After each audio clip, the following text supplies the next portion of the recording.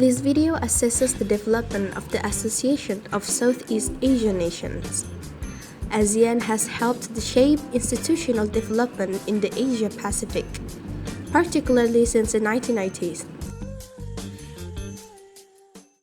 It remains at the center of Asia-Pacific regionalism. However, ASEAN diverse membership and its need to maintain the fundamental principle of non-intervention limits its ability to reform. Asia was first introduced by the Allies with the name Southeast Asia Command in Sri Lanka, because at the time, the Southeast Asia region was occupied by Japan during the time of the World War II. Eventually, in the early 1960s, the Southeast Asia region was susceptible in the conflict affected by Soviet Union and American hegemony. Britain had Malaysia and Singapore, while America is in the Philippines, and the Soviet Union had the Indochina region, which is Cambodia, Vietnam, and Laos. ASEAN was preceded by an organization formed on 1960 called the Association of Southeast Asia. None of this mission actually worked. ASEAN itself was created 6 years later, signed in ASEAN Declaration. As set out in the declaration, the aims and purposes of ASEAN are to accelerate economic growth, social progress, and cultural development in the region, to promote regional peace, collaboration, and mutual assistance on the matters of common interest, to provide assistance to each other in the form of training and research facilities, to collaborate for better utilization of agriculture and industry to raise the living standards of the people, and to promote Southeast Asian studies.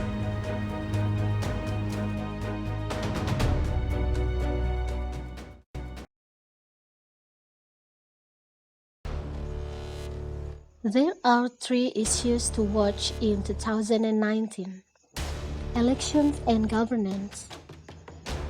The Indonesian presidential election on April 17 will see President Jokowi in a rematch against retired General Prabowo Subianto.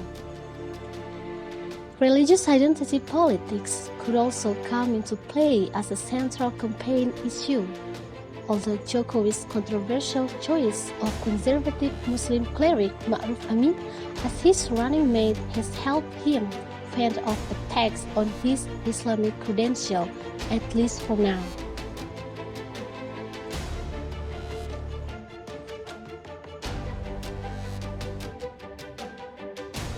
Elsewhere in the region, in the Philippines on May 2019, will serve a test for how far Duterte can take the country on divisive issues such as his drugs war and how the public weighs his foreign policy choices regarding China, including effectively solving their disputes in the South China Sea.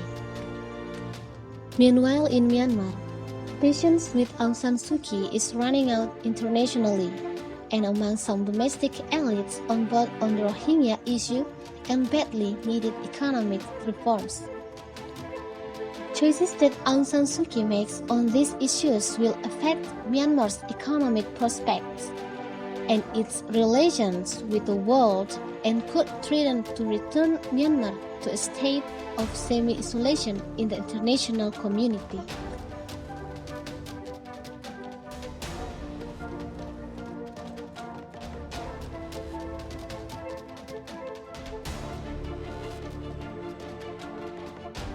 A lot of waste is illegally entering Southeast Asian countries. In some articles said it becomes a landfill for the Western world. The shipment arrived weeks after Indonesia and Malaysia sent planes to say was contaminated back to Europe and the United States.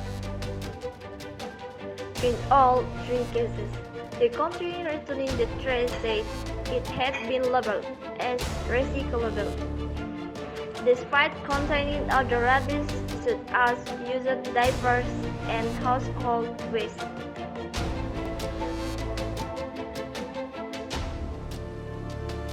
Second, Indonesian forest fires are an annual problem, but have been worsened this year by particularly dry weather, and in recent days since those smoke floating over Malaysia, Singapore, and Thailand, and triggered a diplomatic round. There are 1690 hotspots detected on the Indonesia part of Kalimantan and Sumatra, up from 861 a day earlier. According to a tally from the country, which monitors forest fires and smoke outbreaks.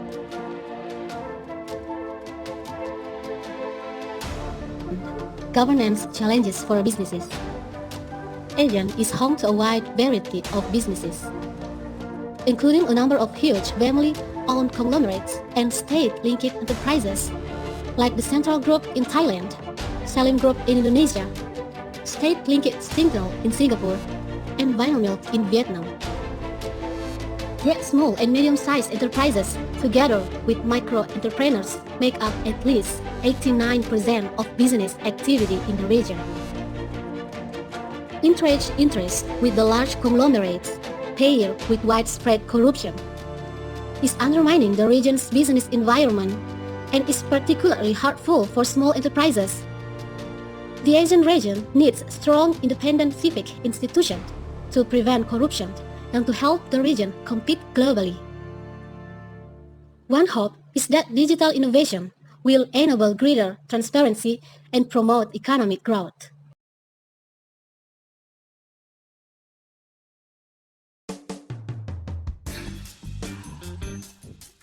The ASEAN region is undergoing a phase of sustained economic growth and human development, notwithstanding the current trade wars and currency fluctuation. What was once an agrarian backwater struggling with poverty less than a century ago is now one of the most exciting regions in the world.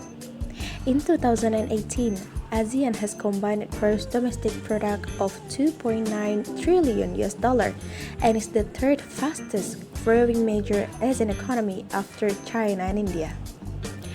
In terms of technology, the region is quickly evolving into a global hub with a robust tech startup scene and is currently home to a number of unicorns such as Grab, Sea, and Gojek.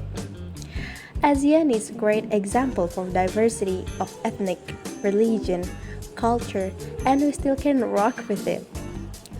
The most important thing is to build ASEAN consciousness. I hope you guys enjoyed the explanation and terima kasih.